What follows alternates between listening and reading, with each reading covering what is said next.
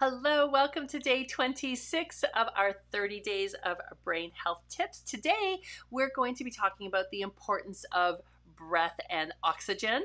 I am Dr. Tatiana. I am a board certified chiropractic neurologist, and oxygen is a needed neuronecessity for the brain. The brain really needs oxygen on a continuous basis, and really actually within only maybe even 5 or 10 seconds without oxygen, we start to see devastating effects with such as brain cell death. And the brain cells just start to die without oxygen. So we really do need to have a continuous supply of oxygen, and we also want to make sure that that supply of oxygen is a good concentration of oxygen in our blood. So we need to make sure that we are breathing fully and deeply, and that we are taking those deep full breaths in, opening up and expanding through the rib cage. And if we wanted to assess the concentration of oxygen in our blood, this is where we would use a pulse oximeter. A lot of times you'll see people put them on their fingers, and it will just give us a reading within a few seconds of the percentage. We're looking for a percentage of at least 95% or higher.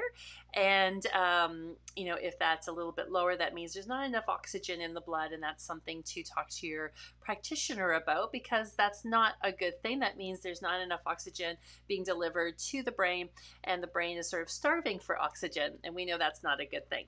Now, it's also important that we know how to breathe deeply and fully. And in my experience with the line of work I do, I have found that many adults, for some reason or another, actually start learning to not breathe deeply and fully. Maybe it's that the rib cages are getting stiff, maybe their spine is getting stiff, maybe they just forgot what it's like to breathe deeply and they're not really in the habit.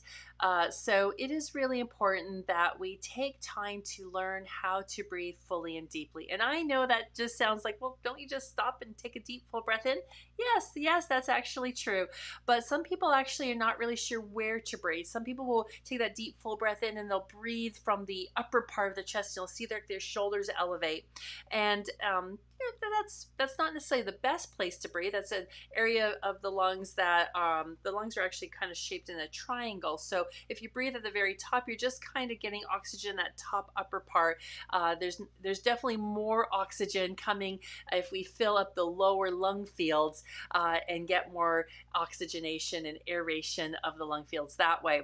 So some people actually need to invest in taking some classes that help them in breath work. So for example, yoga and Pilates definitely have a lot of breath work tied into that form of movement. But there also is nowadays many more classes being taught and offered that are just breath work classes. So they just basically teach you how to improve your quality of breath and how to take those deep, full breaths in, opening up those lower lung fields, and making sure that we're training those breathing centers and breathing pathways, not just in our lungs but neurologically as well. So it is important that we keep our brains well oxygenated. So please make sure, let's take a moment, and if you want to close your eyes, you can. I usually close my eyes when I take a deep full breath in, but let's take a deep full breath in together. And then breathing out slowly. And definitely just taking a pause and taking that nice deep full breath in, a lot of times will shift us into a different state of mind as well. So breathing has also other benefits besides just the importance of making sure enough oxygen is delivered to the brain, and that you're opening up and breathing adequately and appropriately through your rib cage and through your diaphragm and your breathing muscles, but also the impact proper breathing has on our vagal nerve system as well as our parasympathetic system.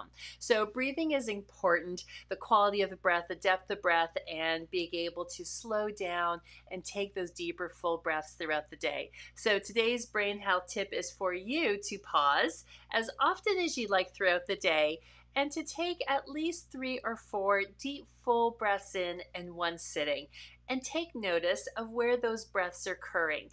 Totally fine at first if you feel that they're occurring a little bit more in the upper part of the chest. No worries, just observe that and note that, and then go ahead through the mind in your mind's eye, start to direct breath more into the lower, deeper areas, and maybe consider signing up to do some breathwork classes through yoga, Pilates, or a class dedicated to breathwork. So let me know in the comments below how you enjoy this tip on breathing and oxygenation, and I will see you tomorrow for another brain health tip. Till then.